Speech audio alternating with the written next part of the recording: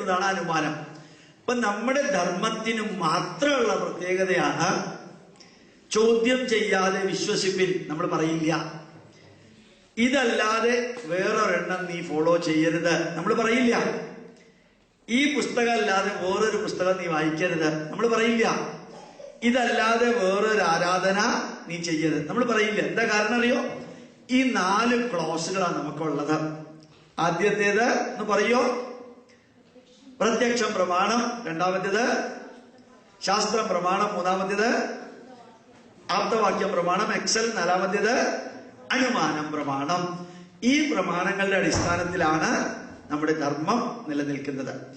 ഇനി ഈ ധർമ്മത്തിന് വേറൊരു പ്രത്യേകത കൂടിയുള്ളത്, ഏതിനും നമുക്ക് റെഫറൻസ് ഗ്രന്ഥങ്ങളുണ്ട്. ഒരു ക്രിസ്ത്യാനിക്ക് ഒരു പുസ്തകമേ ഉള്ളൂ, ബൈബിള്. അത് ഒരു കാലഘട്ടത്തിൽ എഴുതിയതാ. മനസ്സിലാക്കിയിടത്തോളം അത് 4 പേര് എഴുതിയതാ. മുസ്ലിമിനും ഈശ്വരാനുഗ്രഹം കൊണ്ട് ഒരു പുസ്തകമേ ഉള്ളൂ. അത് വിദ്യാഭ്യാസം ഇല്ലാതിരുന്ന പ്രവാചകൻ ഗബ്രിയേൽ എന്ന മാലാഖയുടെ അനുഗ്രഹത്തില് പറഞ്ഞത് കൂടെ ഉള്ളവർ എഴുതിയെടുത്ത് ഖലീഫ അതിനെ ശുദ്ധീകരിച്ചതാ.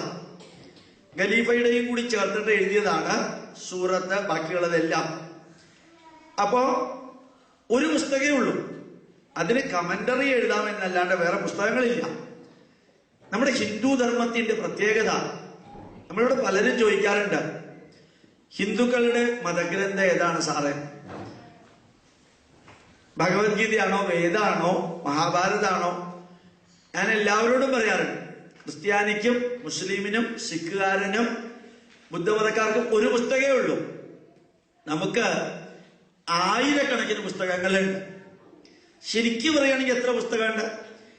അടിസ്ഥാന ഗ്രന്ഥങ്ങൾ നമുക്ക് സംസ്കൃതത്തിൽ എഴുതിയത് 2000 2000 ഫൗണ്ടേഷൻ ലിറ്ററേച്ചർ ഉണ്ട്.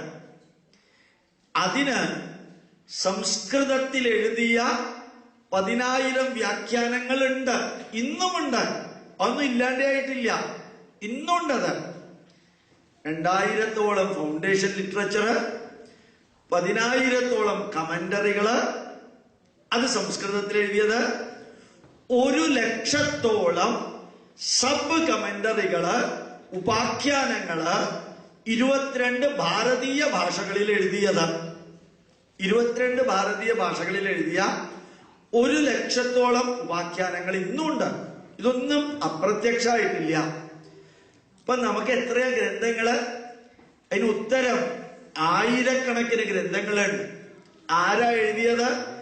ആയിരക്കണക്കിന് ഋഷീശ്വരന്മാരാ. എന്താ കണ്ടന്റ്?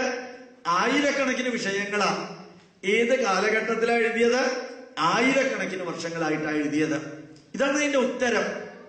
നിർഭാഗ്യവശാൽ നമ്മളിൽ ചിലര് ധരിക്കുന്നു അയാൾക്ക് ഒരു ഗ്രന്ഥമാണ് ഉള്ളത്, എനിക്ക് ആയിരക്കണക്കിന് ഗ്രന്ഥമുണ്ട്, ഞാൻ എന്താ ചെയ്യാം?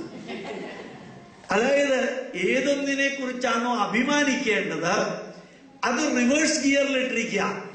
അയാളുടെ കയ്യിൽ 1 രൂപയുണ്ട്, എന്റെ കയ്യിൽ 1000 രൂപയുള്ളൂ. അയാളുടെ കയ്യിൽ 1 രൂപയുണ്ട്, എന്റെ കയ്യില് 1000 രൂപയുള്ളൂ എന്ന് ഞാൻ വളരെ വിഷമത്തോടു കൂടിയാ പറയുന്നത്. അയാളുടെ കയ്യിൽ 1 രൂപയുണ്ടെന്ന് അഭിമാനത്തോടു കൂടിയും.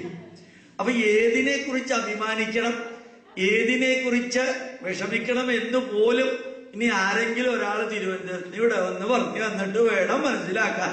ഇന്നസെന്റ് പറഞ്ഞ മാതിരി.